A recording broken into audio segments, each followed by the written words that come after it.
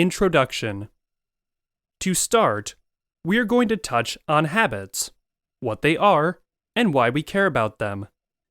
In particular, we're going to answer the question, what is their purpose, and what role do they serve in our day-to-day lives? Before diving into all of that, let's take a step back and talk about the kinds of problems we encounter on a regular basis.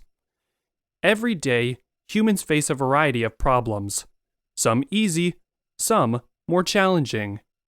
The nature of these problems depends on what you're doing on a day-to-day basis. Many of these problems repeat themselves over and over. For example, you need to get out of bed to go to work. You need to get yourself clean and presentable. You need to commute to the office or wherever you work, even if that's just to your computer downstairs. These are problems we all face regularly.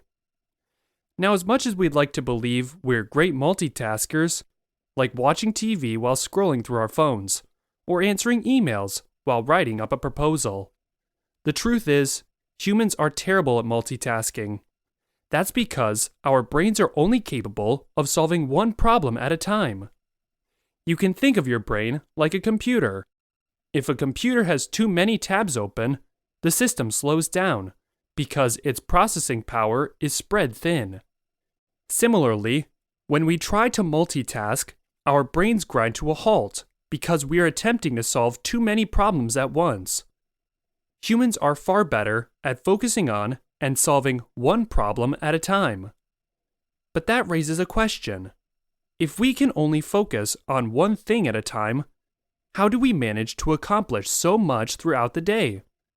How do we maintain the advanced, complex societies we've built?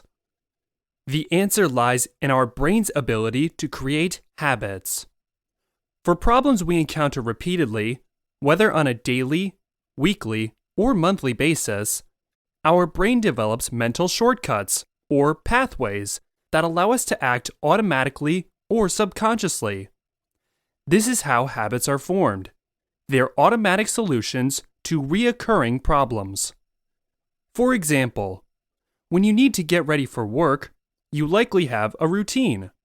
You take a shower, wash in the same sequence, dry off, brush your teeth, and so on, probably in the same order every day. It happens automatically, almost without conscious thought.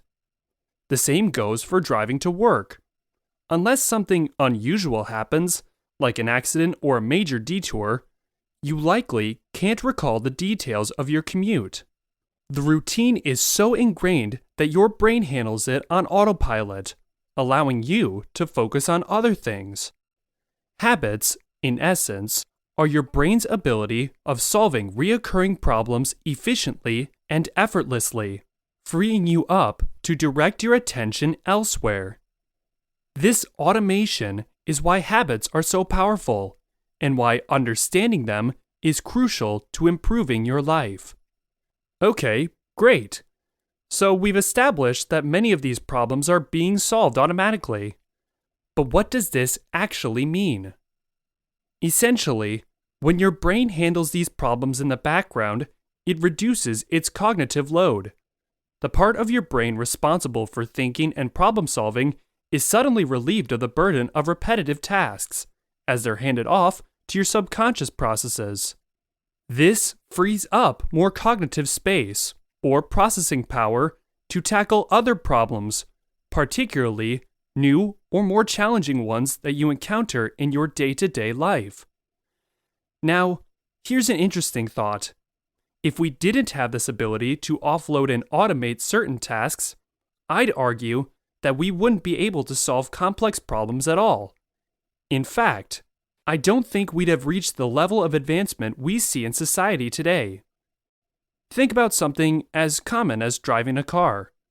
If you had to consciously think through every single step of driving, for example, turning on the blinker, adjusting the gas pedal by a precise percentage, letting off, turning the wheel by a certain degree, you'd be mentally exhausted before you even arrived at work. If something as routine as driving drained your mental resources entirely, how would you have the capacity to tackle any other challenges throughout your day. This is why habits are so crucial.